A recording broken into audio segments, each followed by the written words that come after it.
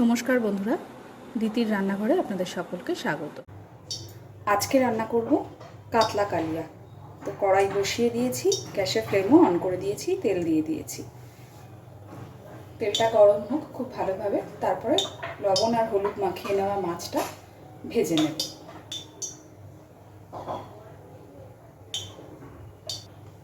দেখুন বন্ধুরা, তেল কিন্তু খুব সুন্দরভাবে গরম হয়ে গেছে। এবার আমি মাছগুলো সব ভেজে নেব।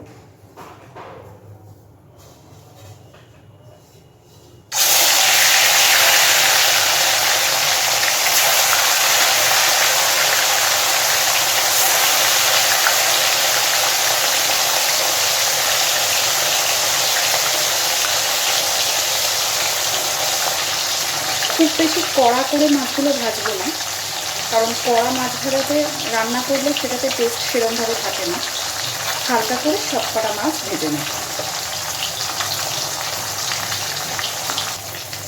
এবার মাছগুলো তুলে নেব।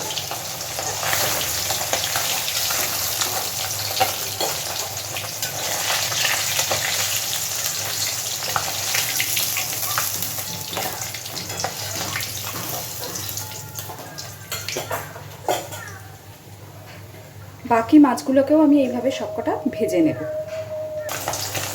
দেখুন আমার কিন্তু সবকটা মাছ ভাজা হয়ে গেছে। এবার তুলে নিচ্ছি।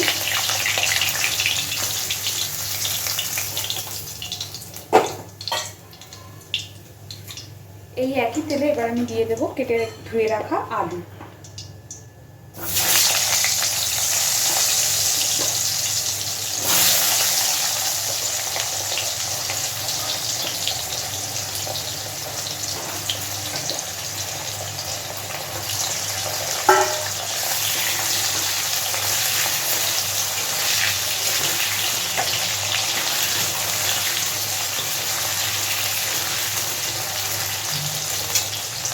আলুর মধ্যে দেব অল্প পরিমাণে লবণ।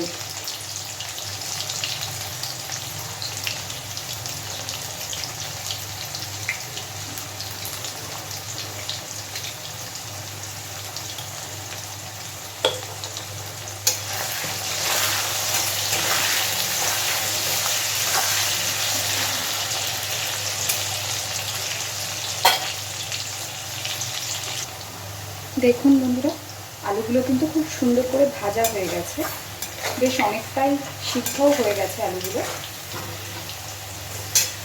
এবারে এতে আমি মশলা অ্যাড করব।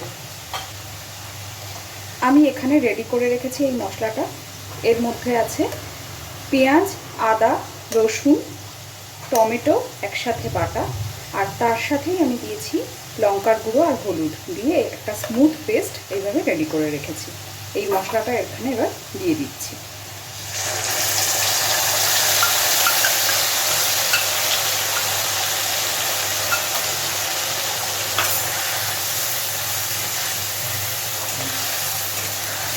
এই মশলার মধ্যে কিন্তু আমি লবণ দিইনি, শুধু দিয়েছি পেঁয়াজ, আদা, রসুন, টমেটো আর গুঁড়ো লঙ্কা আর গুঁড়ো হলুদ।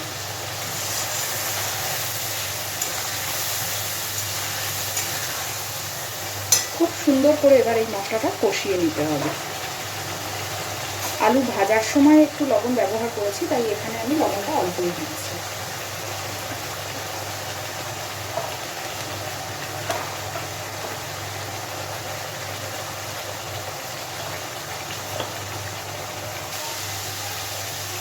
অনেকটাই কষানো হয়ে এসেছে। মশলার বাটি দিয়ে সামান্য একটু জল দিয়ে দিচ্ছি।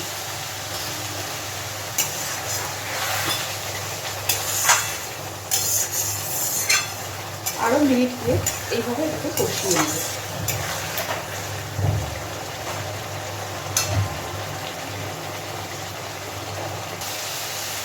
পুরো মশলা কষানোর পরে তেল ছেড়ে দিয়েছে। এইবার দিয়ে দেবো পরিমাণ মতো জল।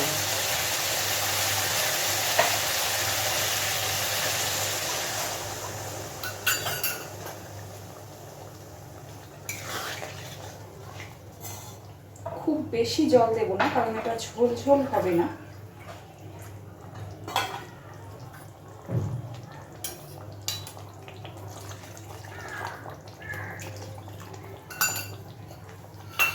এবার এটাকে খুব ভালোভাবে ফুটতে দেব। দেখুন বন্ধুরা, ঝোলটাও ফুটতে শুরু করেছে।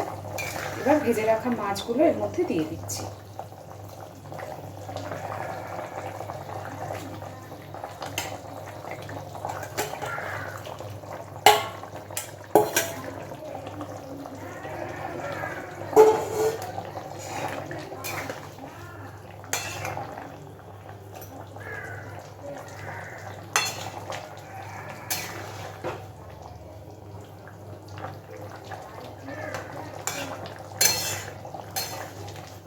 মাছটা দেওয়ার পরে মিনিট 5 ভালোভাবে ফুটিয়ে নেব তরকারিটা।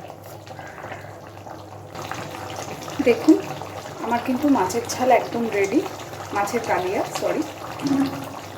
এইবার আমি এতে দিচ্ছি 2 চেরা কাঁচা লঙ্কা,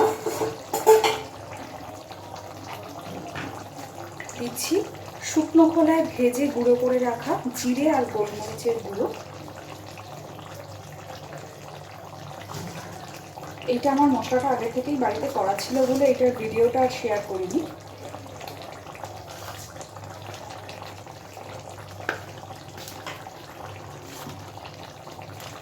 আর দিচ্ছি গরম মশলার গুঁড়ো।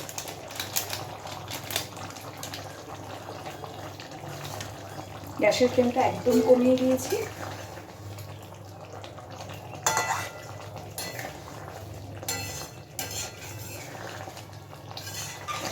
আমি আপনাদের অনুরোধ করব এইভাবে একবার কাতলা মাছের কালিয়া বাড়িতে অবশ্যই ট্রাই করবেন। এটার স্বাদটা কিন্তু একদমই আলাদা হয়।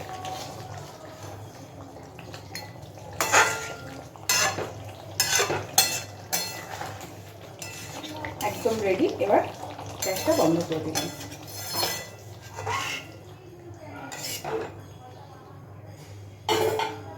আমার এই রান্নাটা যদি আপনাদের ভালো লেগে থাকে তাহলে বাড়িতে ট্রাই করে কেমন হয়েছে আমাকে জানাবেন। আর আমার চ্যানেলটাকে লাইক, শেয়ার এবং সাবস্ক্রাইব করে অবশ্যই আমার পাশে থাকবেন। ধন্যবাদ।